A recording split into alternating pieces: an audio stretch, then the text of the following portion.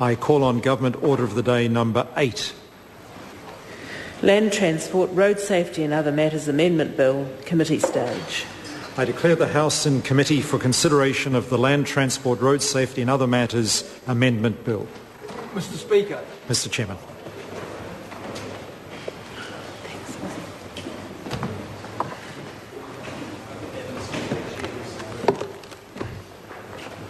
I'll go take a call at the start.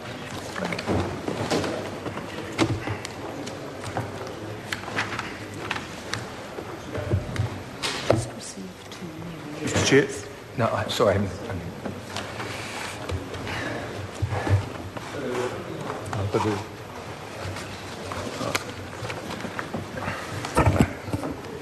Honourable members, the House is in committee on the Land Transport, Road Safety and Other Matters Amendment Bill. The question is that Part 1 stand part. Mr. Chair. I call the Honourable Minister Stephen Joyce. Mr. Chair, I need to inform the committee that I am withdrawing Clause 12 of SOP 226 and the items relating to the Land Transport Driver Licensing Rule 1999 on page 5 of SOP 226 to allow these same provisions proposed in SOP 229 to proceed.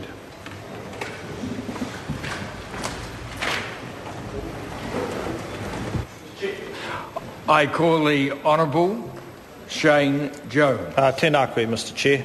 I'm uncharacteristically using a modest voice. I shall correct that deficiency.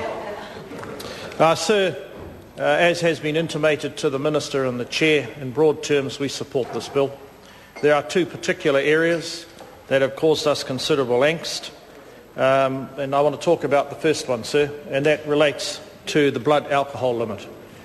Now, so the Minister and the Chair made reference to the fact that as a consequence of his history and his physiology, he was more than capable of absorbing the equivalent of 3 handsome glasses of vino without it actually impairing his ability to drive and offend the regulations pertaining to people driving whilst having had a bit to drink.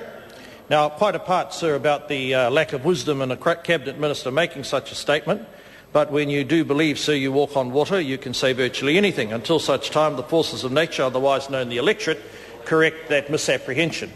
But, sir, the reason why we were hoping that we could have found some common ground with the government on this is that we felt, sir, a lowering of the limit would actually send a message which would amplify throughout the spectrum of drinkers. Now, sir, we know, as I've said earlier, that there's an element of awkwardness, people making a transition, and there'd be hardly a member in this House who has not been to a rugby game or some other spot and had a drink or 3 and then chanced their arm and driven home, believing that they are not over the limit. But, sir, the people that we were very concerned about were the young, impressionable drinkers, so that they got to absorb a new set of cultural standards, and they realised that society, as reflected through their submissions and interaction with the Law Commission, and as was evident through the media reports over the last, dare I say, 12 months, sir, they're repulsed by the notion that more and more of our young people are suffering as a consequence of not being able to handle their alcohol, getting behind the vehicle, the wheel of the vehicle, and creating havoc. So, had we have, sir, taken that particular stance, all we've been saying is that it reinforces a message that New Zealand needs to hear.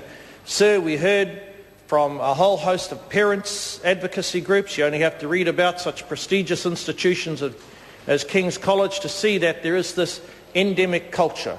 And if we as parliamentarians feel disempowered or disinclined to challenge that prevailing youth binge drinking culture, then, sir, I think it's a very serious indictment. And I don't personally believe, sir, that the current minister wants to let that binge youth culture go unarrested.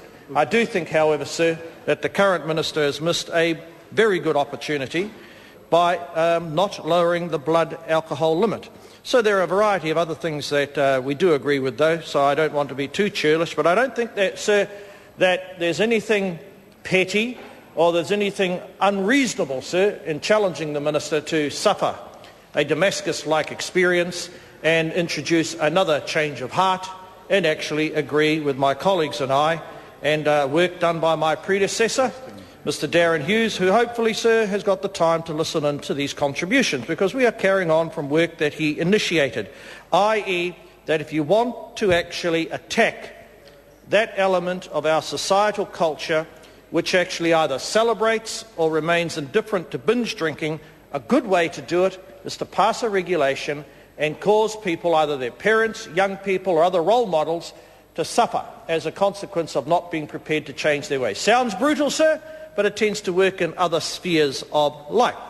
Now, it'd be good to hear the Minister give the House an account as to why he hasn't taken on board the public's concerns. Now, sir, I know that he lives by the polls, and of course he'll die by the polls, but that's another matter. And I know, sir, they poll on a tediously regular basis, and he's obviously taken a poll outside the Titirangi Green Bay Golf Club, and then up at the Remuera Bridge Club, and down at the sort of Waitemata Sailing Club, and various other pursuits, sir, that this minister, which is unfortunately known in the north as the Minister of Dead Ends, is up to. But please tell us, Minister Joyce, we're not going to attack you on your profligate approach to roads of national significance in this context. Well, not in this speech, I aren't anyhow. We just want to know, sir, why you have not taken on board the concerns and, sir, the appeals for leadership from mothers, brothers, sisters, school teachers. And don't hide behind the media, don't hide behind the usual smug, somewhat supercilious... Mr Chair. I call the Honourable Shane Jones. Don't hide behind that garb. Come out and tell New Zealand why leaving this limit in the way that you are proposing to leave it, and rely on goodness knows what kinds of research you've lumbered the police with and various other agencies, when the majority of the drink drive advocates and garden variety parents, and as I said, vocational guidance counsellors, ministers of religion, doctors, people who operate our hospitals and the actual emergency wards, they have all told us we need to take every proactive step to stop more young people and their families suffering. And indeed, innocent people. So it wasn't that long ago, not far from where I hail from, a person in his middle age, should I say, was so drunk, sir, that he wiped out a beautiful young woman and child and injured other people, sir. And people expect the courts to deliver a decision, but, sir, the courts will only deliver a decision when the highest court in the land, the sovereign court, Parliament, has spoken. And this side of Parliament, sir, is making a very sensible plea to Minister Joyce. Please change your stance. Don't hide behind more reports. Trust in the instincts of the people who are at the front line in dealing with this carnage. And don't, on these issues of life and death, hide behind polls.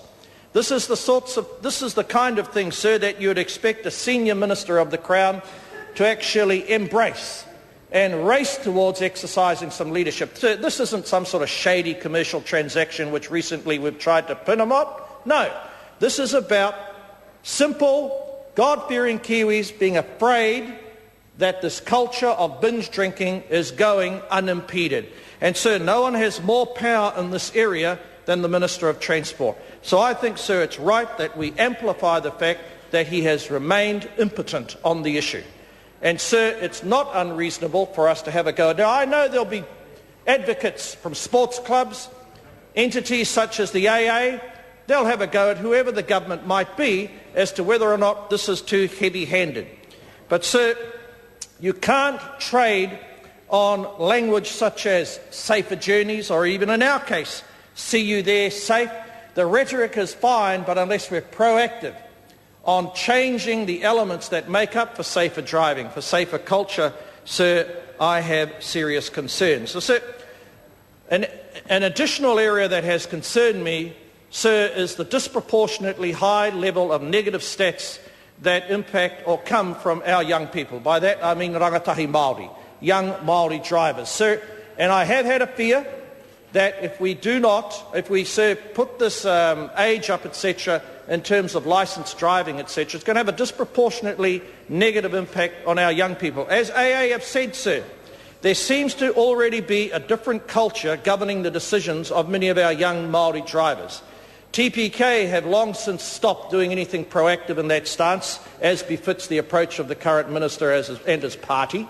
But, sir, this minister has an opportunity to deal with those elements in society that need leadership. Disproportionately, people who don't want to change their ways until such time some state fiat will force them to change their ways, and those pockets of our community, and dare I say, our people, te rangatahi Māori, who seem to be operating to a different set of cultural principles when they hop behind a vehicle. Now, sir, I'm not seeking to countenance that, and I certainly don't want to give anyone the impression, but I've seen it myself. If you indiscriminately change the way in which licences are to be achieved, etc., and you don't take into account how the most vulnerable group who need the ability to travel safely and legally on the road, to get a job, to get better training whilst they're young, sir, if you make it more difficult for them, you're actually making it difficult for them to escape from the poverty trap that many of them find themselves in. But, sir, there are a whole host of attack lines coming out of the New Zealand media. We don't need to repeat them so early in the debate. The Minister knows what they are. We will actually amplify them during the course of this year. But I come back again, sir, a simple demonstration of leadership from this person who does pride himself on being the unseen force behind the current senior ministers, but in this case he's let the team down. I call the